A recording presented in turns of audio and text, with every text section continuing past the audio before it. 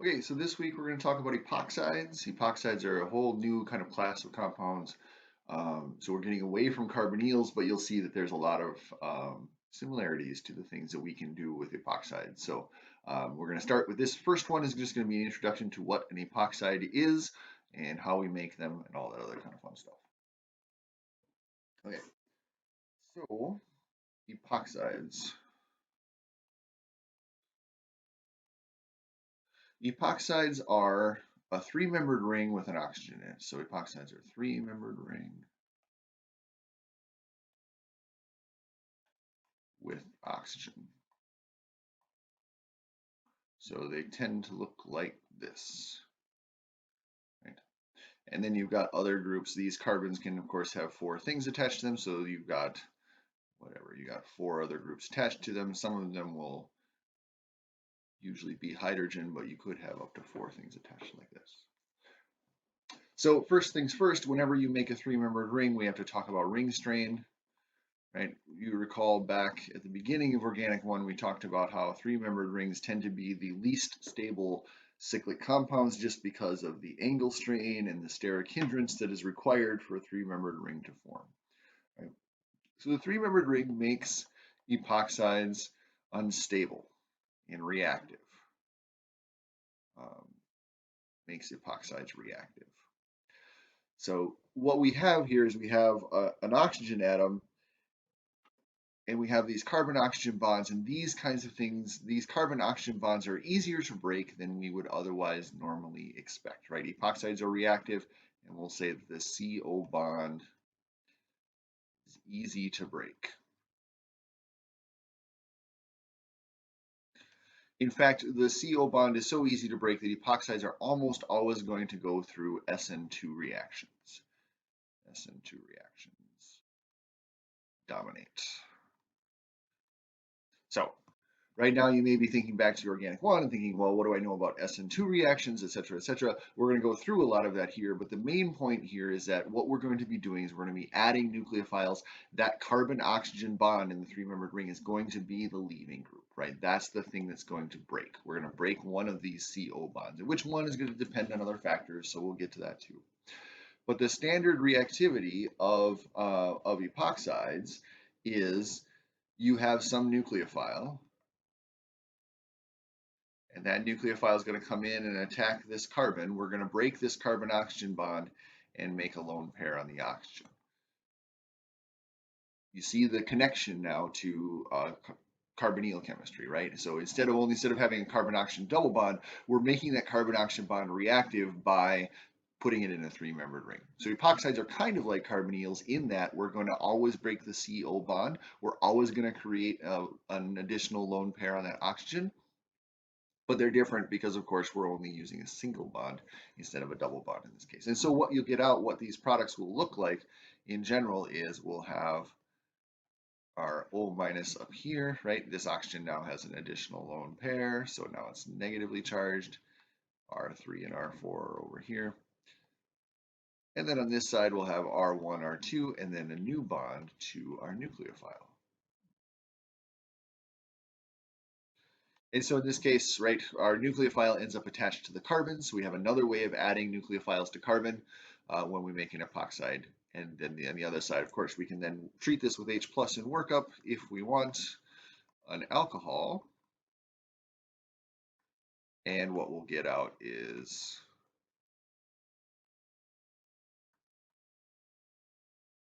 an OH group here. And so you'll get your nucleophile on one carbon, you'll get an alcohol on the neighboring carbon, and that's going to be what your standard epoxide product looks like. All right, so how do we make epoxides? We haven't really talked about epoxides, or we haven't come across them very often, so we don't know how we make them. We always start from, or we usually, right, there's two ways of making epoxides. The first one, the most common one, is we start from an alkene and we react it with some kind of reactive oxygen to make the epoxide. Right, so let's take, we'll just use styrene.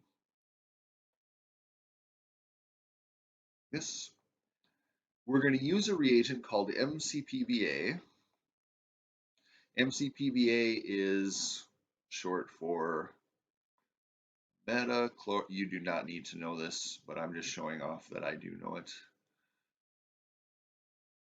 Peroxybenzoic acid. Right, so MCPBA. MCPBA comes from metachloroperoxybenzoic acid. Metachloroperoxybenzoic acid looks like this. Chlorine here.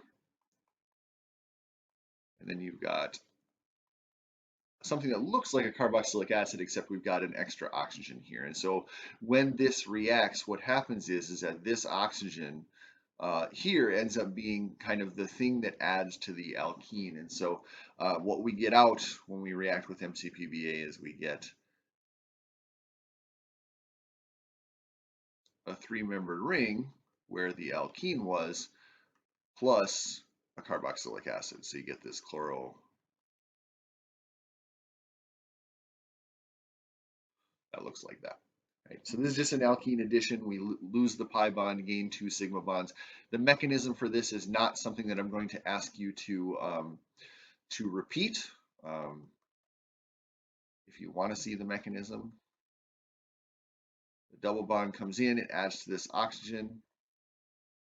We push electrons, right? We make the negatively charged oxygen. This whole carboxylate over here is a good leaving group. So that ends up being a leaving group. And then one of the lone pairs on the oxygen comes back in and adds to the other carbon. So you make one bond to carbon, and then this oxygen makes the bond to the other carbon. This all happens in a concerted process. You lose the H plus to make the carboxylic acid over here, and you end up with an epoxide. Again, a mechanism that you're not going to need to repeat, a mechanism that you're not really going to need to know, except to know that when we have an alkene, when we add MCPBA, we make an epoxide at the position where the alkene was, right? So if I give you something like cyclohexene, right, and you treat it with we treat it with MCPBA, right, you're going to get an epoxide, and that epoxide will be at the position where the double bond was. So the double bond goes away, we have a three-membered ring in place of it. Okay.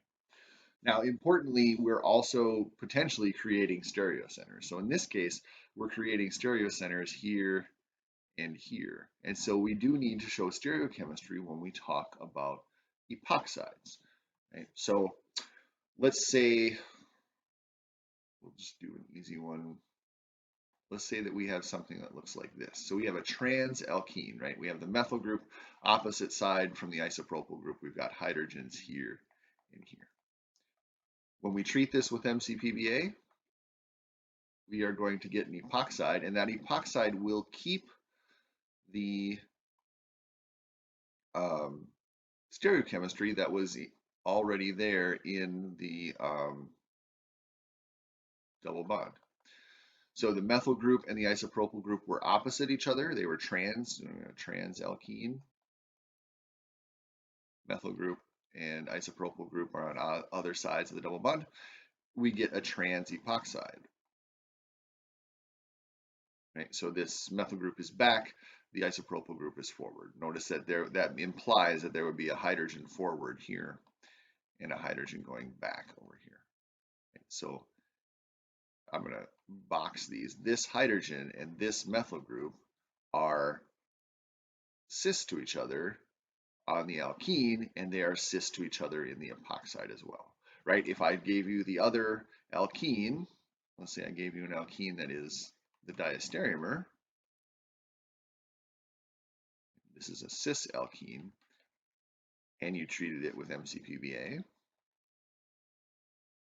you would expect to get the cis epoxide, and in fact, that's what you would see. So in this case, you would get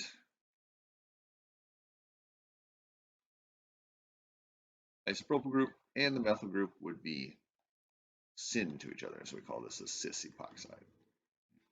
So the stereochemistry of the starting material determines the stereochemistry of the products. You don't change anything. Because it's a concerted mechanism, everything gets added at the same time. This is a definition of a syn addition. If we go back to chapter 6, 7, whatever the alkenes chapter was in organic 1, right, when we add hydroboration, dihydroxylation, hydrogenation, all of those things. You got syn addition, where the stereochemistry of the starting material determined the stereochemistry of the products.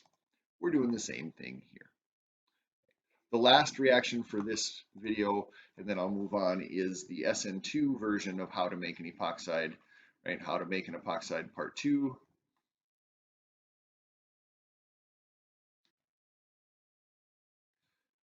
If you have an alcohol and you have a leaving group next to it, right? So whatever, we'll put our group here, our group here. If you treat this with a base, right, the base can remove that hydrogen, make the alkoxide, and now you've got the setup for an SN2 reaction where that oxygen attacks the carbon, we kick out the leaving group, and we make an epoxide. Stereochemistry is a lot harder with these, and these are much less common. This is a much less common way to make an epoxide, usually because in order to make that compound with the oxygen and the bromine kind of next to each other like this, in order to make that, you would start usually from an alkene, right? You do a bromohydrin reaction or something like that. And so if you're going to start from an alkene, rather than do one step to install the leaving group and the oxygen, and then do the SN2 to make the epoxide, it's easier to just start from the alkene, use MCPBA, and make the epoxide. So that's usually what people do. So most of the time, 90% of the time, you're going to be using MCPBA to make epoxides. But there is this other way, so I thought for sure that you would want to see it. So in the next one, we're going to talk about, okay, once we can make epoxides, how do they react and what happens to them? We saw a generic example of that. We're going to get into all the fun details of that in the next couple of videos.